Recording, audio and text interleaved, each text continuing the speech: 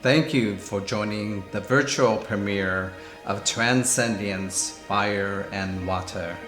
The original makings of this film is from the exhibit Transcendients, Heroes at Borders at the Japanese American National Museum. The stars of this film are the compelling and triumphal 58 heroes who are community activists who continuously break down borders and stand up for the disenfranchised who are in need of a voice. Their voice is for you and me to identify with our compassion. It is intended that they look like they are on fire because they all emanate the dynamism of strength and passion. Water is their purity and ability to flow into all crevices of community and walks of life.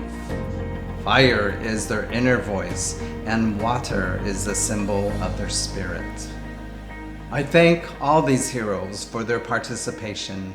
I define them as transcendients because they are all beautiful in their ephemeral ability to leave traces of their voices and actions in our hearts.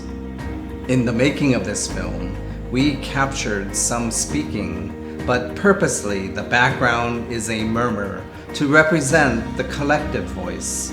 They dissolve in and out to simulate how they enter in and out of our consciousness. So without further ado, please enjoy Transcendients, Fire and Water.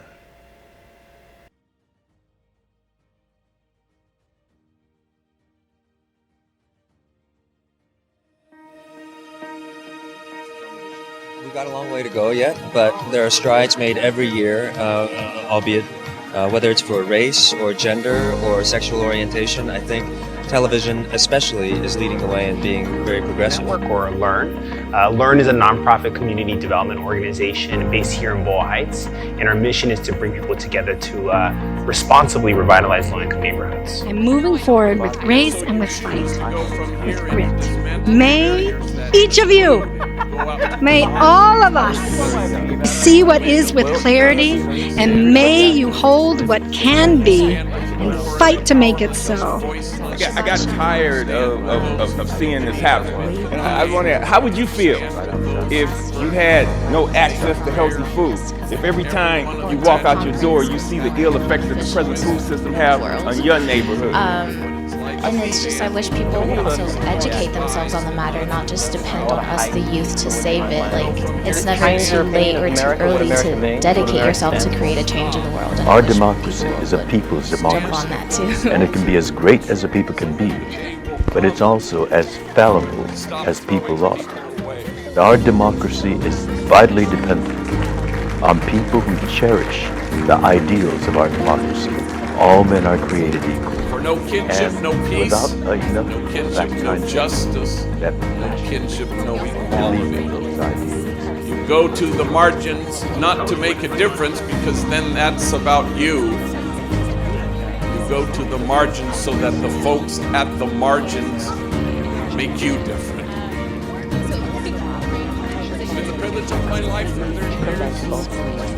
California has been an innovator in policies and neighborhood level changes to prevent food and activity related illnesses. We have done a lot to bring healthy food and safe physical activity within easier reach of California. Our communities. They are as important as our places of worship with Asian Americans, but with all the people of color, minorities in this country, the colonized of other countries, because it draws from a much wider body of literature where we have been talking about what it means to be speaking back to the canon, speaking from a position of marginalization and exclusion, trying to find the right rhetorical strategies to both speak about our experience, but United States within my family, but on the privileged side of that, right, which gave me an insight growing up to both worlds, because my family really communed with other immigrant families, but then slip into your world of privilege and you hear people talk about when For they think that 25 years, I've worked beside poor people who organize their neighbors and coworkers to fight for decent housing, jobs, and a better life.